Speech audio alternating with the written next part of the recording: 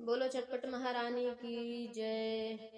चटपट मैया के जगाई कैसे जी, चटपट मैया के जगाई कैसे, बिना किए दर्शन घर जाई कैसे, बिना किए दर्शन घर जाई कैसे।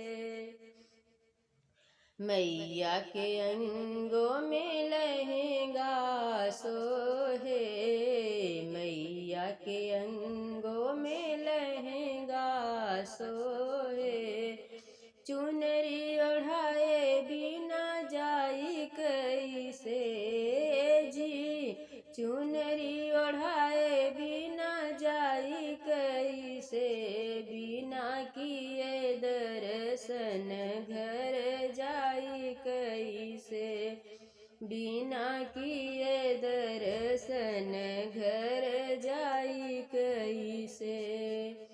चटपट मैया के जगाई कैसे हो, चटपट मैया के जगाई कैसे, बिना किए दर्शन घर जाई कैसे, बिना किए दर्शन घर जाई कैसे।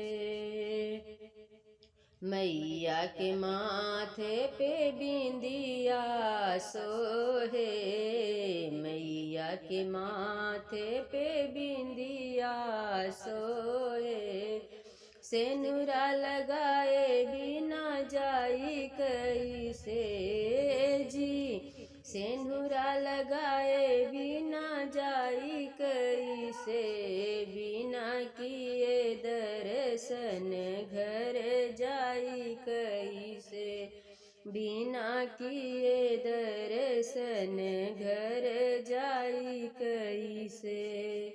मैया के हाथों में चूड़िया सोहे, मैया के हाथों में चूड़िया सोहे, मेहंदी रचाए बिना जाई कैसे जी, मेहंदी रचाए बिना जाई कैसे, बिना किए दर्शन घर जाई कैसे, बिना किए दर्शन घर जाई कैसे।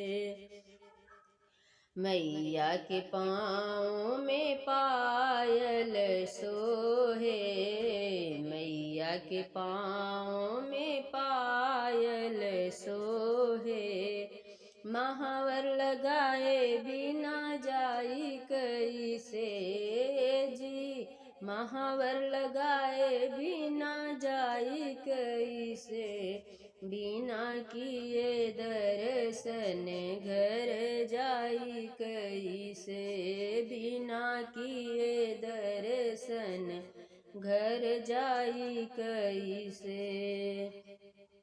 चटपट मैया के जगाई कैसे जी, चटपट मैया के जगाई कैसे, बिना किए दर्शन घर जाई कैसे, बिना किए दर्शन घर जाई कैसे।